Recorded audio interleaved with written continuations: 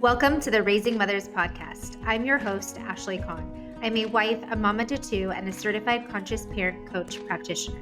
It is my mission to guide mothers in transforming the way they connect, communicate, and collaborate with their teen. Every week, I will be bringing you inspiring, empowering, and educational episodes that will give you the tools you need to consciously raise your teenager. All right, let's do this. Have you ever totally freaked out on your teenager and overreacted to something and literally thought to yourself, oh my gosh, I totally owe them an apology. Me too. And if you're anything like the old me, I would always do what I was supposed to do by apologizing, but I was always so puzzled why our relationship always seemed to still be so fractured and disconnected. In this episode, I'm going to share with you 2 things that you can do to ensure your apology creates this environment for you to repair and heal the relationship with your teenager. This past weekend was Mother's Day, and we were out on the river all day. The weather was gorgeous, the sun was shining. We literally had the best time. And by the time we got home for dinner, we were all exhausted, so we just ordered in good old PF Chang's. And as we were all sitting around the dinner table, Mike, my husband, said, okay, you guys, tradition, let's go around the table and all say what we love about mom. Okay, side note, this is my favorite tradition because words of affirmation are my love language. Although I have to say, I have learned to not attach my worth to what people say about me. This is a very big lesson that I had to learn. But I can say I am now at a point where I can be in the moment, hear the affirmations, and just truly soak it in for what it is in the present moment without be attaching my worth to it. Okay, so the boys did their thing. They said their spiel. And then we got to Gianna, and she said her last thing. And it totally caught me off guard. She said, and lastly, the thing I love most about mom is that she always apologizes when she gets upset. Okay, if I'm honest, at first I was like, wait a second, I don't get upset. I'm a conscious parent. Upset's not in my vocabulary, and that's not me. But then I ate a slice of humble pie, and I'm like, oh my gosh, of course I get upset. I'm human. I am totally human. The truth is, no matter how much healing, growing, or transforming you do, there will be, without a shadow of a doubt, times where you emotionally react. Why? Because our patterns and our triggers become so deeply ingrained that they're gonna unconsciously make an appearance. Some triggers will cause our mind and our body to react with us not even thinking. We don't even have the time to pause and think of a way to consciously respond instead of unconsciously react.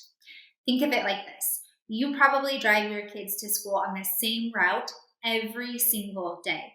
And because your daily routine is the same and the repetition is consistent, you create this deeply ingrained pattern for your mind to remember. In fact, it becomes so deeply ingrained, chances are you probably drive to school without even really thinking about taking a right at the stop sign or a left into the parking lot. Like, have you ever driven somewhere and thought to yourself, like, wait, I actually don't even remember how I got here. Like, I know I was aware that I got here, but I don't actually remember getting here. So it is with deeply ingrained patterns and habits. They are so ingrained, we often react without even thinking. And the only way to reprogram and rewire is to create a new route by becoming aware of the route that we're already on and what change we need to implement. Although the last thing Gianna said totally caught me off guard, I was like, thank you, God, for this child and for her saying that, because it was such a great reminder that yes, us moms are human, and there are going to be times where we unconsciously react in ways that we wish we wouldn't have, in ways that lay that mom guilt on so heavy. However, an authentic apology and the repair that follows the unconscious reaction is the most important thing to reconnect and heal the parent-child relationship. So here are the two things that you can do to ensure that your apology fosters repair and healing in the relationship that you have with your teenager. The first thing to implement is authenticity. There are two different types of apologies. There is an inauthentic apology and there is an authentic apology. Here's an example of both. An inauthentic apology, it sounds like this. I'm so sorry you feel that way when my mom yelled. That type of inauthentic apology really makes the other person feel like they're being accused of something and creates disconnection. An authentic apology says, wow, I can totally see how you feel that way. And I am so sorry for yelling at you. That type of authentic apology really validates the other person and creates a deep connection. Now, before you even go to apologize, it is so important to authentically and honestly ask yourself, is it possible for me to change the behavior that I'm apologizing for? Because if you apologize with no action and no change, it becomes an empty promise. And when we apologize with no weight to it, it creates a distrust in our children. As I was preparing for this episode, I was reading Clarity and Connection by Young Pueblo. I love that book. Every page is like a short excerpt of just powerful words. And I came across one that I wanted to share with you because it is so in alignment with what we're talking about in apologizing and it being authentic and followed by change. It says, it is easier to trust people who recognize when they have made a mistake and are not afraid to apologize. This is a sign that they have enough humility to be open to growth.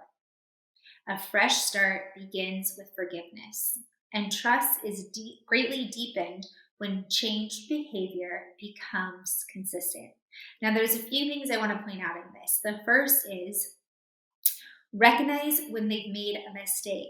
It is so important for our children to see, one, that we are human, but two, we have no problem holding ourselves accountable and admitting that we made a mistake. There is no perfection, and making a mistake is okay. It's what we do after we make the mistake that matters the most. And that means not being afraid to apologize, taking responsibility and accountability for our reactions, and authentically apologizing, and then creating change that's followed by it. So, the first thing you can do is to implement authenticity by sharing or extending an authentic apology to your child and really truly asking yourself, can I change the behavior that I'm apologizing for, so that you can build trust and connection in your relationship. The second thing that you could do is take action. Taking action and creating and changing the behavior is what is going to create growth for you personally and continue to deepen the connection that you have with your child, because your child will then know, like, what my mom says, she does. How do you create action, right? When you unconsciously react. The first thing you're going to do is you are going to take your physical reaction when you are being triggered and use that as a signal to pause. We all have had that feeling when our child does something and we are triggered. Maybe you have like a hot flash. Maybe your heart races. Maybe your palms get sweaty. Maybe your neck gets super tense. We all have some type of physical reaction. And that is our body's way of telling us, like, hey, something is not right. And what normally happens because of these deeply ingrained patterns and habits is that signal that our body is sending to our brain creates a reaction. But we want to pause that reaction so that we can consciously think of how we want to respond. And the way that we do that is through the pause. Because when you pause, you are literally creating a disconnect the message of your body is sending to your brain. and you're re-regulating your nervous system. So notice the physical sensation that you have when you're being triggered. Use it as a signal to pause. Once you pause, breathe. I always share with my clients the breathing technique of the 4-4-4. So you breathe in for 4, hold for 4, out for 4, and repeatedly do that as many times until you physically feel your body relax. And you will feel your body totally relax. And when you have that relaxed feeling, then you can know that you are now emotionally regulated, and you can logically think about how you want to respond to your child that promotes connection and is healthy for the relationship. And then you're going to ask yourself, so that you can start to create change in the behavior. You're going to get to the root and ask yourself, what thoughts and beliefs did I have when I had this emotion or feeling? And then ask yourself, does this belief or thought serve me? And if it doesn't, you're going to start to reframe and rewire. And I love sharing the exercise with my clients, the and but exercise. So let me give you an example about how I would authentically apologize and take action in a particular situation. Say that you gave your child some money to go to dinner with their friends. And when they came home, you asked for your change, and your child told you, I don't have change. And you know that you had given your child more than enough for dinner, for treats, or whatever else they wanted to do, that there should be change. Now, your child telling you that there's no change, imagine it creating a trigger for you. And imagine you feel your heart start to race. What you would do in that moment is pause and breathe. And sometimes it's not always possible to pause and breathe like right then and there. So what you could do is say, hey, I'm feeling a little bit, upset or really frustrated because you're saying you don't have your money, and I believe that you should. And you could say, I just need to take a minute and then let's come back. So maybe you take a minute, maybe you can breathe in the moment. But what you're going to do is you're going to ask yourself, what are my thoughts and beliefs around this particular situation that are making me so frustrated? And this is an example, but maybe your thought and belief is that your child is lying to you. You know that you gave them money and that they should have change, but they're telling you they don't. So your belief is that they're lying. Now, can you imagine the type of reaction you would have if you didn't pause and you thought your child was lying? Oh, you would light them up. I can't trust you. I gave you money. I'm never giving you money again. The list goes on and on and on. But instead, if you can recognize that physical sensation that you're feeling and pause, take a hot minute and come back, regulate your nervous system, then you can really respond and become aware of your thoughts and your beliefs that are creating this trigger or this feeling within you. And then rewire and reprogram. So you would tell yourself, I feel, so you acknowledge your feeling, I feel like my child is lying to me, but I know their heart. And maybe there is a miscommunication, or maybe they misplaced it.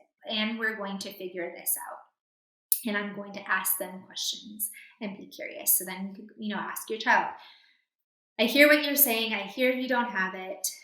Where do you think you last put it? Or where do you think you could look? And then you can find a solution together. So that is how you take action in changing a reaction or a behavior. Say you did react to your child and you unconsciously reacted, and you're just like, I can't trust you, you're lying to me, da, da, da, da. The way that you would repair and heal that is going to them and saying, I really didn't like how I accused you of lying to me. I really do trust you, and I want you to know that I am really sorry for accusing you, because I know that doesn't feel good. How would your child feel if they received an authentic apology? It would build connection, it would build trust. And if there is miscommunication, then you can use the action steps that we just went over to implement change in the relationship. So, the two things that you can implement to make sure that your apology fosters repair and healing in a relationship is one, show up with authenticity, and two, take action. I'm literally so excited that you took the time to hang out with me here in this space, and I would absolutely love to connect with you more. You can find me on Instagram or visit my website at ashleycahn.co. That's ASHLEYKAHN.co. I'll see you there.